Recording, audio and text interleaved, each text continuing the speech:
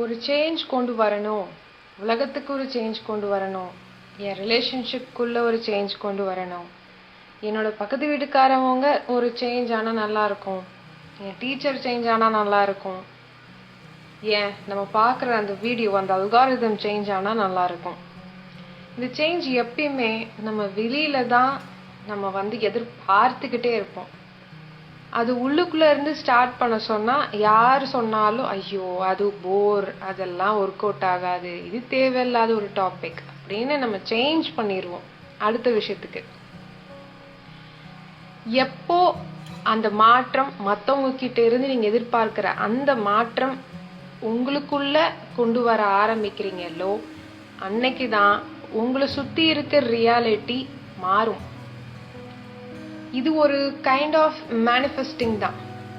நீங்கள் என்ன வைப்ரேஷனல் ஃப்ரீக்குவென்சியில் இருக்கீங்களோ அதை பொறுத்து தான் உங்களை இருக்கிற அந்த என்விரான்மெண்ட்டும் இருக்கும். இல்லையே நான் நல்லா தானே இருக்கேன், ஆனால் எனக்கு என்னோட பார்ட்னரோ இல்லை என்னோட கேர்ள் ஃப்ரெண்டோ எப்போ பார்த்தாலும் பிரச்சனையிலே இருக்கே, அப்படி இல்லையே அப்படின்னு கேள்வி கேட்கலாம். அது வெரி சிம்பிள். நீங்கள் லவ் ஃப்ரீக்குவென்சி, அதாவது நான் சொல்கிற லவ் வேற, நீங்கள் சொல்கிற லவ் வேற. நான் சொல்கிற லவ் எதிர்பாராமல் கொடுக்கணும்.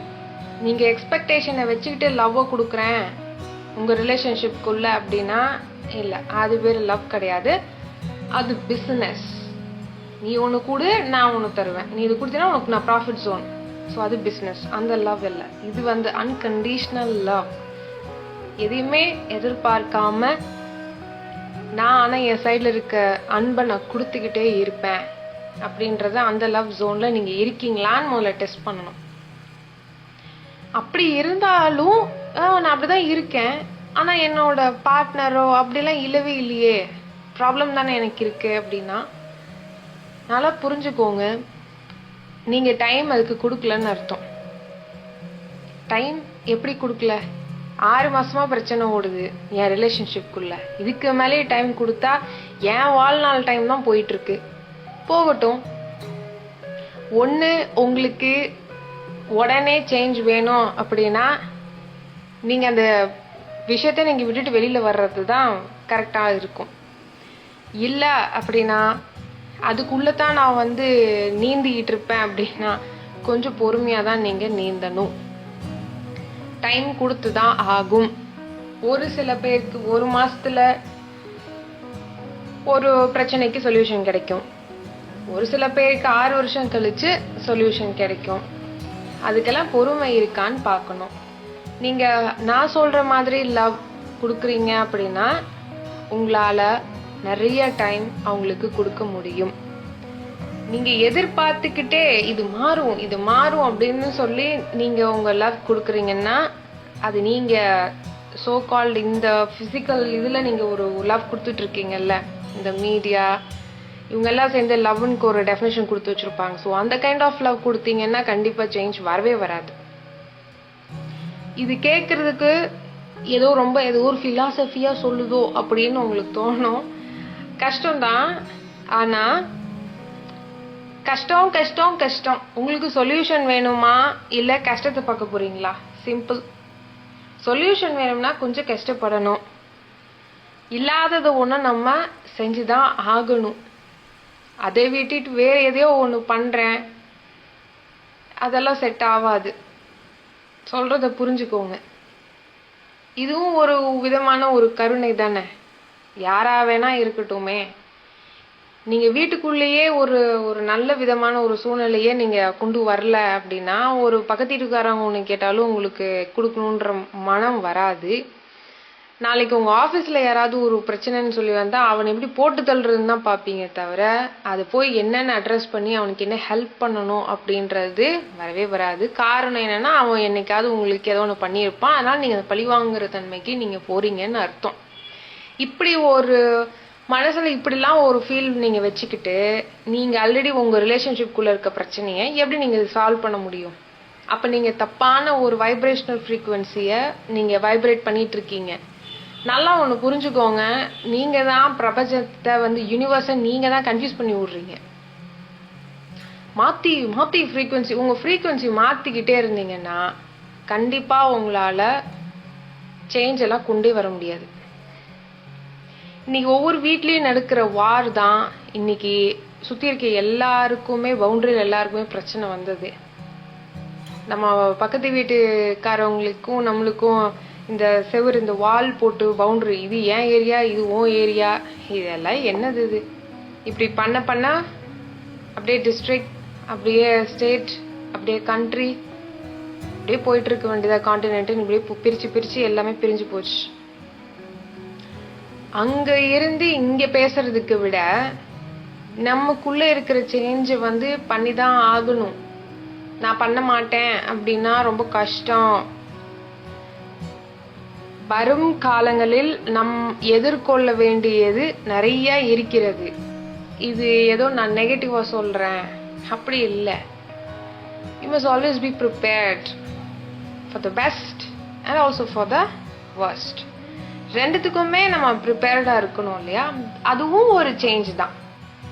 போன வாரம் நான் எப்படி இருந்தனோ, போன வருஷம் நான் எப்படி இருந்தனோ, இல்லை 10 வருஷத்துக்கு முன்னாடி இருந்த மாதிரியே நீங்க இப்போ இருக்க முடியாது. That's a change. அந்த மாதிரி தான் வரும் காலங்களுக்காக நீங்க இப்ப இருந்தே ஒரு ஸ்டெப்பா ஒரு கல்லா போட்டு வந்தா தான் நீங்க சேஞ்ச் பண்றது ஒரு விஷயமாவே இருக்காது. இந்த சேஞ்சிங் கேரக்டர் ஒரு சில பேர் சொல்லுவாங்க பார்த்துருக்கீங்களா, எனக்கு இம்மிடியட்டா அப்படியே நான் மைண்டை சேஞ்ச் பண்ணிட்டு போயிட்டே இருப்பேன் அப்படின்னு. That's wonderful. ரொம்ப ரொம்ப ரொம்ப நல்ல விஷயம். உடனே ஒரு டேட்டாவை மாத்தி எழுதுறது அப்படிலாம் ரொம்ப கஷ்டம். எனக்கெல்லாம் பாத்தீங்கன்னா ரொம்ப டேட்டா அப்படியே ஸ்டோர்டா இருக்கும். ஆனா இப்ப டேட்டா நீங்க எதை கேட்டாலும் எனக்கு தெரியலன்னு சொல்ற அளவுக்கு போயிட்டேன். இது என்னைக்கு நான் ஒரு ஸ்டெப்பா போட்டதான் இன்னைக்கு இங்க நிக்குது. இது பெருமைக்காகவோ இல்ல பேனர் அடிக்கிறதுக்காகவோ நான் சொல்லல. நான் சொல்றது என்னன்னா, அதனால வந்த சேஞ்ச், எனக்குள்ள வந்த சேஞ்ச், என்னை சுத்தி இருக்கவங்களுக்கு சேஞ்ச் பண்றதுக்காக நான் பண்ணல. எனக்குள்ள அந்த சேஞ்ச் வந்ததுக்கு அப்புறம் தான் அது வார்த்தைகளால சொல்லவே முடியாது. அந்த ஒரு பிளிஸ் ஸ்டேட், அது நீங்க சேஞ்ச் பண்ணா மட்டும்தான் உங்களுக்கு புரியும். இல்லைன்னா இது வெறும் வீடியோ மெசேஜ் இந்த மாதிரியே போயிடும். வாழ்க்கையில நான் என்ன இது பண்ணேன் அப்படின்றத கோத்ரூ பண்ணிக்கிட்டு இருக்கேன். இன்னும் நான் டிராவல் பண்ணிட்டு தான் இருக்கேன் ஸ்பிரிச்சுவாலிட்டியில. ஸோ இந்த ப்ராசஸ் எல்லாம் உங்களுக்கும் சேர்த்து சொன்னா உங்களுக்கு கொஞ்சம் ஈஸியா புரியுன்றதுக்காக தான் இந்த ஒரு விஷயத்த நான் ஆட் பண்ணி நான் சொல்றேன். சேஞ்சை நீங்க பண்ணிதான் ஆகணும். நீங்க இப்ப இருக்கிற இந்த மைண்ட் செட்டை முதல்ல நீங்க மாத்தி ஆகணும். லிஸ்ட் போடுங்க. அதுல ஏதாவது ஒண்ணுதான் உங்களால 1-2 தான் மாத்தணும் அப்படின்றதுக்கே நீங்க கையில எடுப்பீங்க. அதுல ஏதாவது ஒண்ணுதான் நீங்க ஃபாலோ பண்ணுவீங்க. அப்பதான் நீங்க உங்களால முன்னாடி போக முடியும். நிறைய விஷயம் இருக்கு. அதுல இது ஃபர்ஸ்ட் ஸ்டெப்பா எடுத்து வைங்க.